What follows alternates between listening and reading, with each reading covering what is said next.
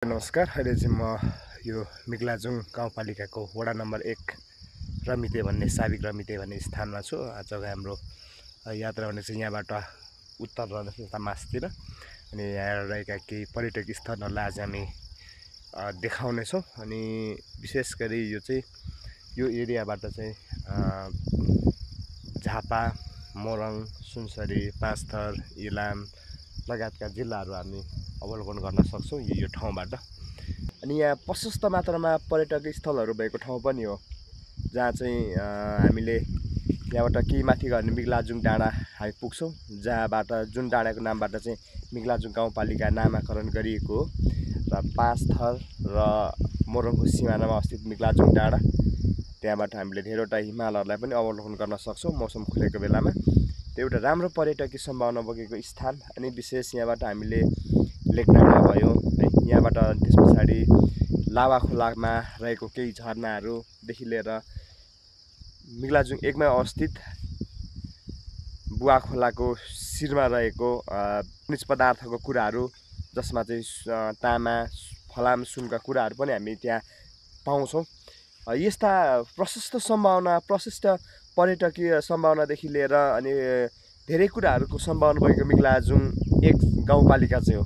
अनि यसमा रहेर अब हामी केही ठाउँहरूलाई अब तपाईँहरूलाई हामी देखाउनेछौँ, अनि तपाईँहरूलाई कस्तो लाग्छ। अनि निकै राम्रो पर्यटक सम्भावना बोकेको स्थान यो चाहिँ उल्लाबारीबाट लगभग 14 किलोमिटर उत्तरमा पर्ने यो स्थान हो। अहिले चाहिँ अब उल्लाबारीबाट पश्चिम लगभग 5 किलोमिटर पश्चिम किसानचोकबाट उत्तर आउँदाखेरि आइने यो एउटा राम्रो स्थान हो, जहाँबाट चाहिँ यहाँसम्म आइपुग्नको लागि चाहिँ प्राय सबै ठाउँ नै बाटो पिच भइसकेको छ, कालोपत्रे भइसकेको छ। र बिचमा जलकेनी भन्ने स्थानबाट अलिकति माथिबाट लगभग 3 किलोमिटर चाहिँ कच्ची बाटो छ, तर त्यो अप्ठ्यारो वे होइन, कुदाउनलाई एकदम नर्मल वे हो, तपाईँहरू आउनुहोला। अनि यहाँबाट हामीले धेरैवटा जिल्लाहरूलाई पनि अवलोकन गर्न सकिने स्थानहरू छ। अहिले विशेष त अहिले पर्यटकहरूलाई मध्यनजर गरेर चाहिँ यहाँ खान बस्नको राम्रो व्यवस्था भएको छ, र कति रिसोर्टहरू अझै बन्दैछ, कति होटलहरू बनिसकेका छन्। अनि हामीले यहाँबाट ठ्याक्कै गयो भने उत्तर गयो भने हामी मिग्लाजुङको आइतबारे भन्ने स्थान पुग्छौँ, मिग्लाजुङ पनि बस्न सक्छौँ। लेट्सगो अब हामी मिग्लाजुङको त्यस्तो केही स्थानहरूलाई अब हामी तपाईँहरू समक्ष देखाउनेछौँ। तपाईँले त्यो स्थान कस्तो लाग्यो तपाईँहरूले कमेन्ट गर्न नबिर्सिनु होला। तपाईँहरूलाई कस्तो लाग्यो त्यो तपाईँहरूको आफ्नो राय प्रतिक्रिया दिन नबिर्सिनु होला।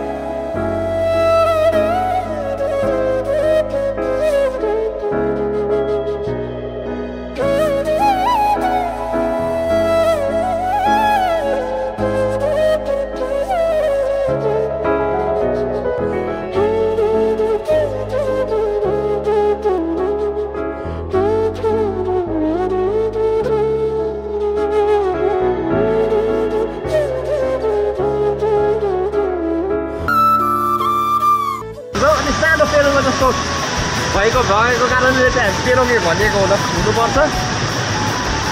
सबैले मलाई चाहिँ छोडिसक्यो, म एक्लै अन्तिममा छु।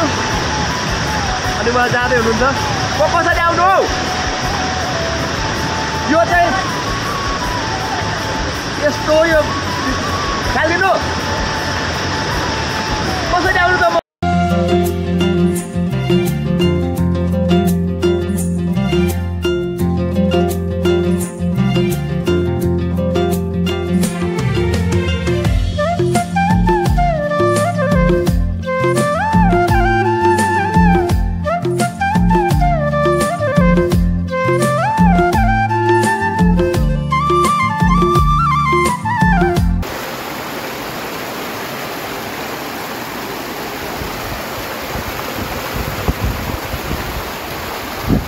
सुनबाट पानी बगे जस्तै देखिरहेको छ यो।